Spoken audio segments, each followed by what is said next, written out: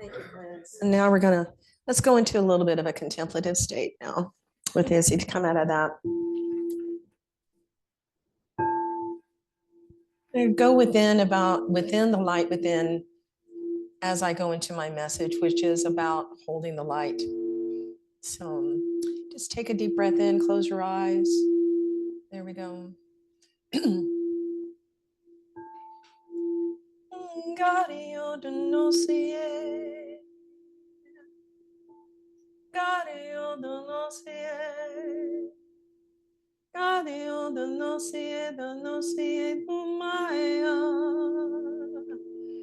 Within the light, within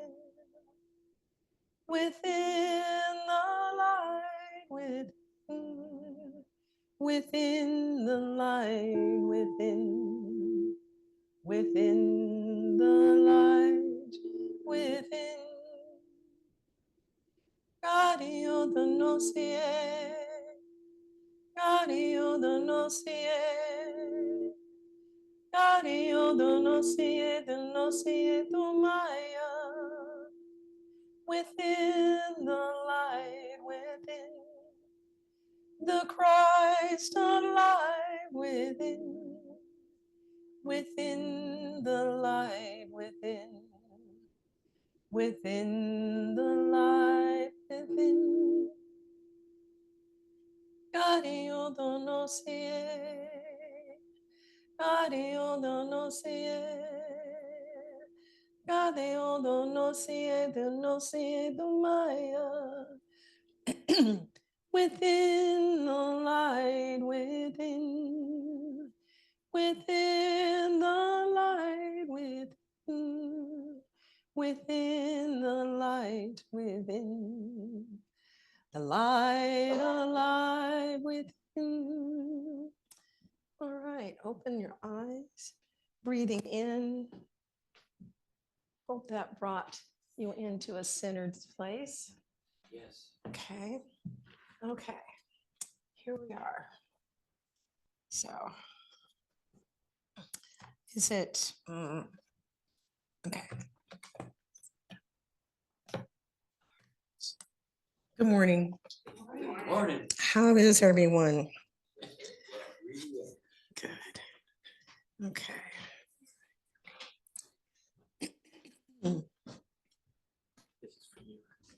Thank you. Yeah, I've had a cold and it's kicked up my asthma really bad. So We sound great considering your. yeah, I was struggling there for a little bit, y'all. So thank you for your patience in that. So, holding the light in the midst of challenges, how to call grace into the heart. It's really doesn't need to be said. We are in some real challenges. We're in challenges that I don't believe we ever thought that we might be experiencing as communities, as individuals, as communities, as as it ripples out and it ripples back. According to Charles Fillmore, life challenges are opportunities for spiritual growth. And instead of seeing them as obstacles, we should view them as a chance to align our thoughts with positive power, with the divine mind, overcoming negative beliefs and limitations through conscious affirmations and positive mental attitude. Essentially, challenges are a way to access a deeper level of our inherent potential. Absolutely. Absolutely. Whether it is small or whether it is large, but in our collective, the challenges are present and the challenges are there. And it pulls us out. It pulls us up into our mind. It pulls us up into our head. And we make, and from that, there is that choice. When we get pulled up into our head, when we come out of our heart and we get pulled into the headspace, that is something that it literally pulls on our spirit, it drains our energy. If we're not conscious of what we're allowing that is coming in, that is being surrounding us, if we're not being present, if we're not being conscious of that presence and that energy, how are we connecting to it? How are we not connecting to it? Are we being able to step back, or do we not step into it at all? The choices are ours. What do we want to hold? What light do we want to hold? This is why the song's about middle of a heartbeat. You know, there's a light, and within the light within. The light that we are in and as a collective is powerful, prayerful, coming into holding positive space, coming into being grounding love, coming into grounding light. Very difficult to do when we're in challenging times. So what more did Charles have to say to us here? The mind-body connection, that is exactly what I was just leading into. Mind-body connection.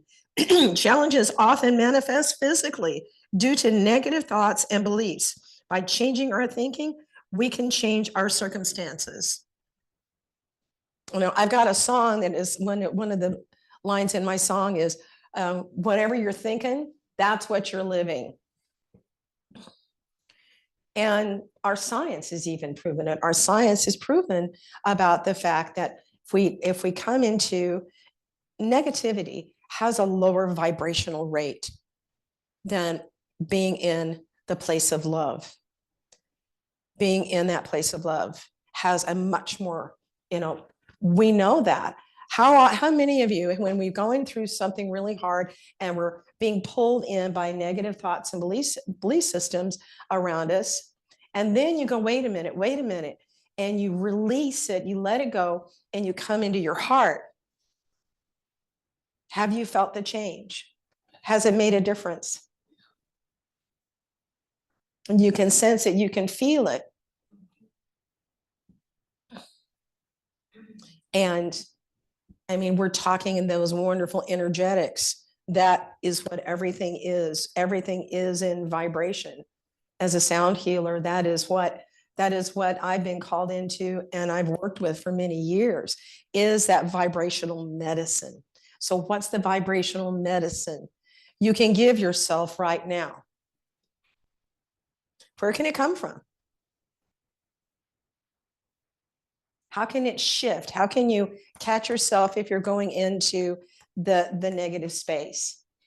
If it's on a loop? What somebody, you know, let's share. What could you do? Stop and take a breath. Stop and take a breath. Anything else?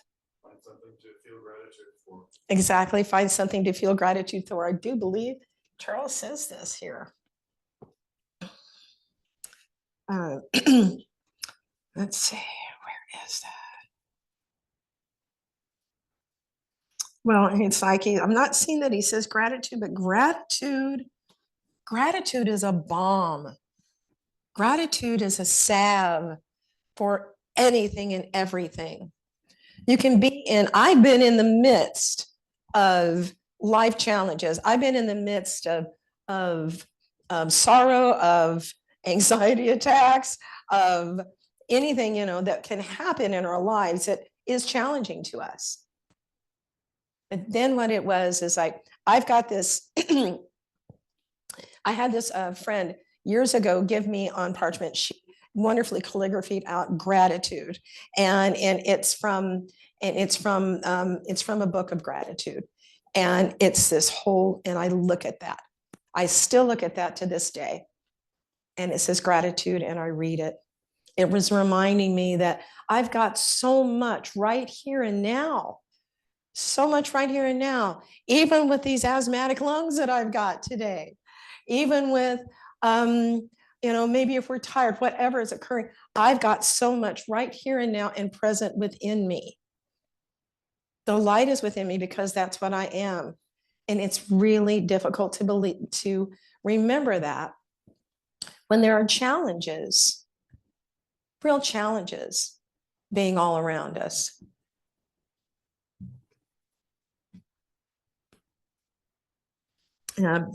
Charles says the repetitive positive statements about ourselves and our situations can help shift our consciousness towards a more positive outcome. Even if you have to say it how many times and how many times and how many times over and over and over again every day while you're going through something.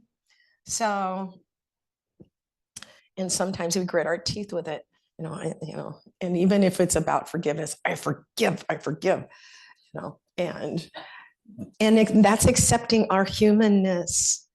Absolutely, our humanness is what we come into with. And so we've got, what about that?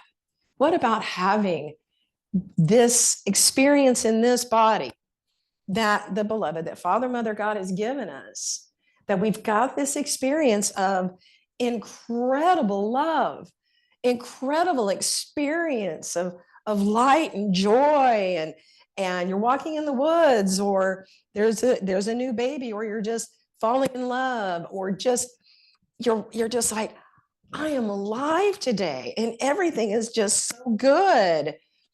And you feel it. It's something that's cellularly going on with you. When you're walking through the grocery store and they got great music going on and you're singing with it, or you're kind of dancing along with it. I do that. So I don't see a whole lot of other people in the grocery store doing that, but maybe you're doing it in your head. So we've got that place. And then we've got in the middle where we're just kind of in the stasis. We're doing good. We're all right. I'm not in any kind of big, and I'm not down in the depths, but I'm in balance here. I'm in this wonderful space that I'm just like this. And then life takes us. Things happen, things occur, and it takes us down into depths of hurt, despair, questioning, sorrow, depression, sadness, and it takes us down.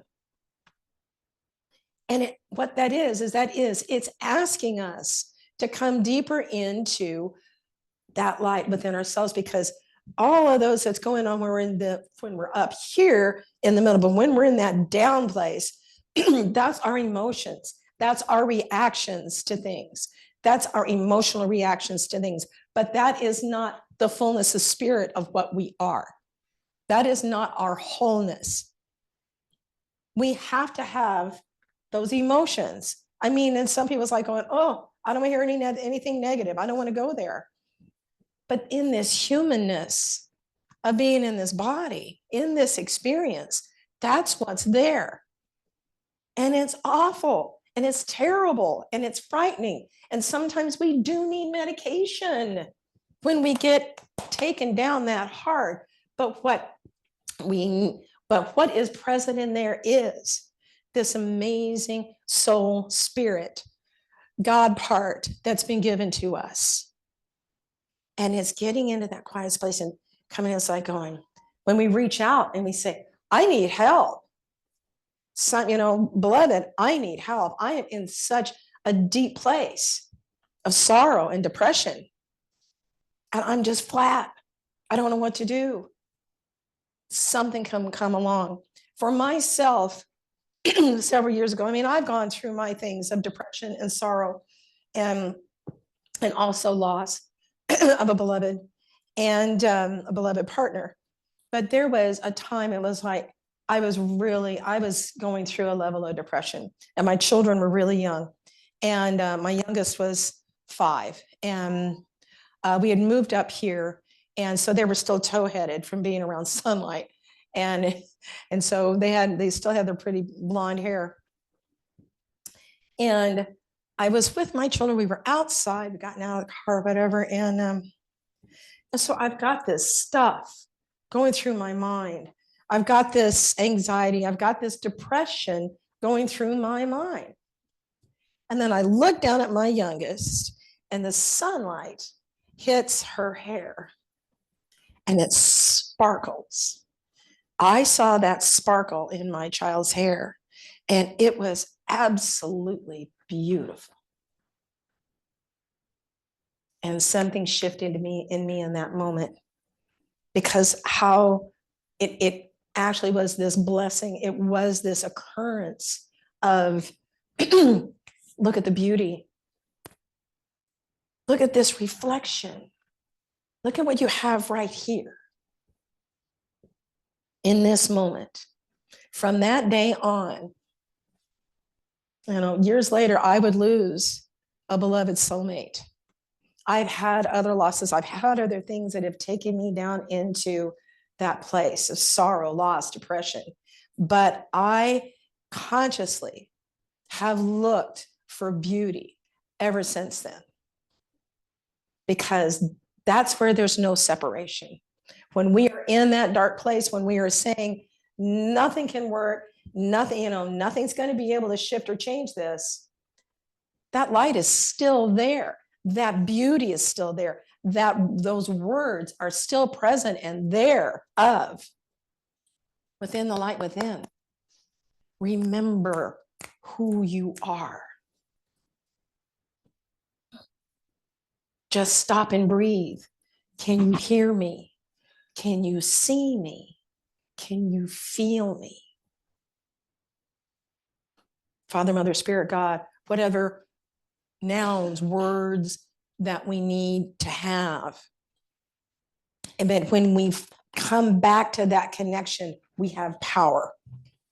That's when we're bringing our power back. And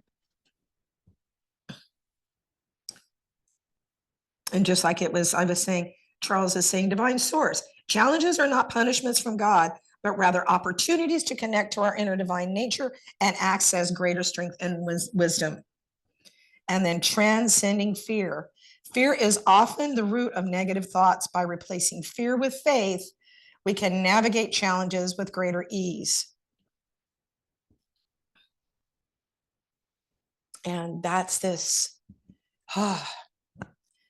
journey of humanness, spiritual being in a human body, back and forth and back and forth. And it's remembering that that power of the oneness is within us, even when it takes us to our knees. How are all of you this morning?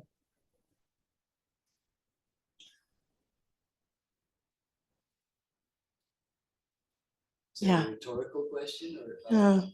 If you want to share, go ahead. I'll share. Where's the ears? So this morning I've been through the whole gamut. The part about being human, and one of the things that I recognize when I'm talking or when Niobe's talking is like we're talking about remembering our center and returning to the divine within and reclaiming our power. And we talk about it, but the question always comes up: how in the world do you do that? Especially when you're in a place where it doesn't feel like that at all. And what I remembered was when you're talking about going in those deep places, how did I get out of those places? It simply started with willingness. I had the desire to feel, I had the desire to be well, mentally, physically. I had the desire, and I was willing to listen and to do what it took. I didn't know what it took. But now I've learned enough things that I don't take myself so seriously when I'm usually when I'm down. I go, oh yes, I know now this too shall pass. It will pass, because I've been as low as a person could go and still be on the planet, and yet here I am. So by the grace of God and by the good company that support me on my path, which would be you. That's how it's working. So. Thank you. Anybody relate to that? So thank you.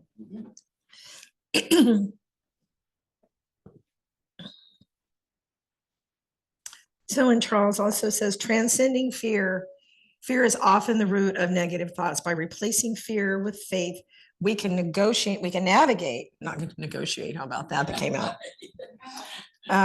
We can navigate challenges with greater ease. Spiritual lessons here, every challenge presents a chance to learn and grow spiritually, helping us develop greater resilience and compassion. So whether it is ourselves, our family, our groups, our congregations, our cities, our counties, and therefore an outward. There's still a oneness. There's still a oneness. But we start here first. We have to start here first, is what we do. So I hope that this has brought, some just food for thought this morning. I mean, I've been having my own walking through the muck into the light. And but there's power in prayer, and there's power when we are in a oneness of light together. So just going to leave you all with that thought, and I thank you very much for having me again here. Okay. Thank you.